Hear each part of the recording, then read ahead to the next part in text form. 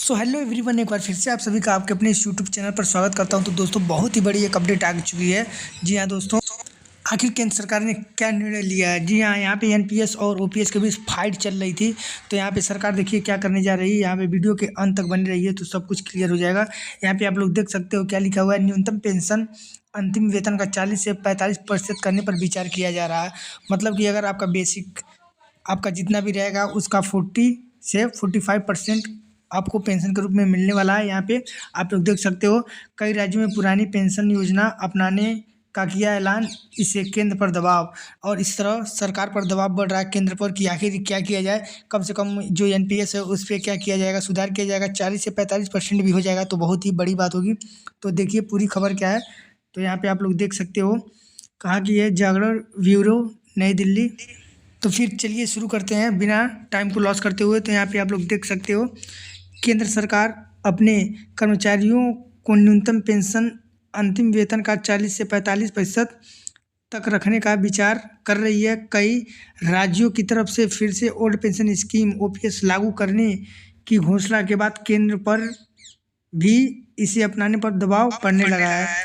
इसके बाद गत वर्ष ओपीएस की समीक्षा के लिए वित्त मंत्री निर्मला सीतारमण ने जिन सचिव टीवी सोमनाथन की अध्यक्षता में समिति की घोषणा की थी। सूत्रों के मुताबिक केंद्र सरकार फिर से ओपीएस को लागू नहीं करेगी, लेकिन अंतिम वेतन का अधिकतम 45% तक न्यूनतम पेंशन के रूप में निर्धारण कर सकती है। जी हाँ दोस्तों, यहाँ पे फिर देखिए बहुत बड़ी फिर अपडेट दे दिया। ये इधर से उधर घुमा रहा है। अभी भी फिलहाल अभी हाई कोर्ट ने इसको भेजा था सरकार के पास, उसका मतलब ब्यौरा लेने का आखिर क्या करना निर्णय। लेकिन यहाँ पे इसने फिर घुमा दिया कि ओपीएस नहीं लागू करेंगे, एनपीएस में ही सुधार करेंगे। तो यहाँ पे आप देख सकते हो 40 से 45% करने का विचार कर रही है। फिर यहाँ पे लिखा है कि ओपीएस के तहत न्यूनतम पेंशन अंतिम वेतन का 50% है। 2004 से ओपीएस की को समाप्त कर नेशनल पेंशन स्कीम एनपीएस को लागू कर दिया गया, जिसके तहत पेंशन फंड में कर्मचारी अपने बेसिक सैलरी का 10% तो सरकार 14% का योगदान देती है। एनपीएस की राशि को बाजार में निवेश किया जाता है, मतलब जो होता है शेयर मार्केट, उसमें निवेश किया जाता है। और इसके रिटर्न के आधार पर कर्मचारी की पेंशन राशि निर्भर करती है। और जैसा शेयर मार्केट रहता है उसी हिसाब से वो कर्मचारियों को पेंशन मिलता है। फिर आगे देखिए क्या हुआ। सूत्रों के मुताबिक वित्त मंत्रालय ऐसा रास्ता अपनाना चाहता है जिसके तहत पेंशन का भार सरकार पर कम से कम पड़े, इसलिए यह अंतिम वेतन का 40% भी हो सकता है। अगर ये 40% हो जाए तभी कर्मचारियों के लिए बहुत बड़ी खुशखबरी हो सकती है। तो दोस्तों, अगर 40% हो जाए तो फिर आगे देखिए क्या कह रहा है। लेकिन उसे महंगाई भत्ते से लिंक नहीं किया जाएगा। मतलब कि वो जैसे ओल्ड पेंशन में महंगाई भत्ता भी मिलता था, लेकिन इसमें महंगाई भत्ता नहीं दिए देगा, जबकि ओपीएस महंगाई भत्ते से जुड़ा हुआ है। तो यहाँ पे आप देख सकते हो साफ साफ लिखा है कि ओपीएस महंगाई भत्ते से जुड़ा हुआ है। फिर महंगाई बढ़ने के साथ पेंशन भी बढ़ जाती है और सरकार पर वित्तीय भार बढ़ जाता है। फिर वित्तीय भार में होने वाली बढ़ोतरी को देखते हुए एनपीएस लागू किया गया था। फिर यहाँ पे आप देख सकते हो कि झारखंड, पंजाब, राजस्थान, छत्तीसगढ़, हिमाचल प्रदेश जैसे कई राज्यों ने ओपीएस लागू करने की घोषणा कर दी है। इन सभी राज्यों में गैर भाजपा दलों की सरकार है। तो यहाँ पे आप देख सकते हो दोस्तों, जहाँ पे भाजपा की सरकार नहीं है वहाँ पे ओपीएस लागू है, लेकिन जहाँ जहाँ भाजपा की सरकार है उस राज्य में ओपीएस लागू नहीं है। इसीलिए केंद्र पर और दबाव पड़ रहा है। और वो जहाँ पे भी ओपीएस लागू है वहाँ पे कांग्रेस की सरकार है। तो ये है बात। फिर आगे देखते हैं क्या करते हैं।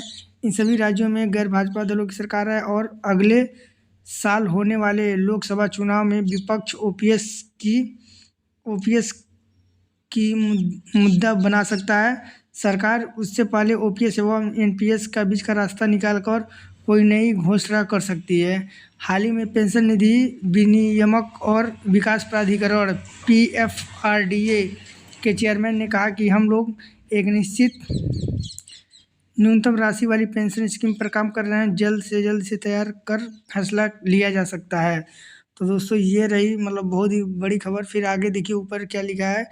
वित्त मंत्री सीतारमण कर चुकी हैं समिति का घोषणा। मतलब जो पहले वित्त मंत्री जो भी निर्मला सीतारमण थी वो भी कर चुकी थी इसकी घोषणा। और फिर ओपीएस के तहत न्यूनतम पेंशन अंतिम वेतन का 50%। मतलब अंतिम वेतन का जो 50% ये लोग करने वाले हैं तो बहुत ही बड़ी बात हो जाएगी। अगर ये भी कर दिया जाए तभी कर्मचारियों के हित की ही बात होगी। लेकिन अब देखिए गवर्नमेंट क्या कर रही है। तो दोस्तों ये रहा एनपीएस और ओपीएस के बीच जो फाइट चल रही है, देखते हैं कि कर्मचारियों की जीत होती है या नहीं। और बहुत ज़ोरों शोरों से ये काफ़ी खबर फैल चुकी है और यही चुनावी मुद्दा में अगर ये ओपीएस लागू हो जाए तो ही समझिए कि बढ़िया है, नहीं तो बहुत ही मुश्किल हो जाएगा। क्योंकि अब चुनाव होने ही वाले हैं और इसी में फ़ायदा मिल सकता है कर्मचारियों को। तो दोस्तों ऐसे ही खबर के लिए हमारे चैनल से जुड़ जाइए। मिलते हैं अगली वीडियो में। तब तक के लिए जय हिंद, वंदे मातरम और ज़्यादा से ज़्यादा वीडियो को शेयर करें।